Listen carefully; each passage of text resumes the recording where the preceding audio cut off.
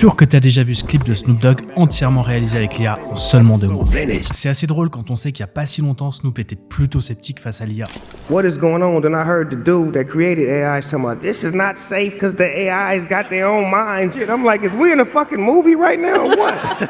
On a vraiment l'impression que l'IA a explosé récemment. On en voit partout. Mais en fait, son apparition dans l'audiovisuel, ça date pas d'hier. Dans les années 70, l'artiste Harold Cohen crée Aaron. C'est un programme capable de peindre des œuvres d'art. C'est une révolution. Pour la première fois, une machine devient créative. Et surtout, elle conçoit des œuvres d'art sans l'intervention humaine. Dans les années 2000, l'IA rentre en scène à Hollywood. La société Weta Digital, qui a réalisé les effets spéciaux pour Le Seigneur des Anneaux, utilise l'IA pour animer des armées entières d'orques et de créatures. Grâce à cette technologie, chaque personnage se bat de manière réaliste, sans qu'aucun animateur n'intervienne dans les mouvements.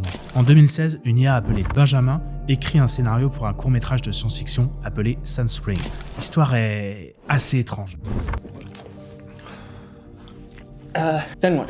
There's no answer. We're going to see the money. Mais on va dire que c'est un tournant. Pour la première fois, une machine est capable d'entièrement concevoir une histoire. En 2018, Zone Out, qui cette fois-ci est co-réalisé avec l'IA, sur ce film, l'IA participe activement à la création de visuels et d'intrigues. Un cap est désormais franchi. La créativité est partagée entre l'humain et la machine. L'IA est entièrement en train de redéfinir la création de visuels, et ce n'est que le début.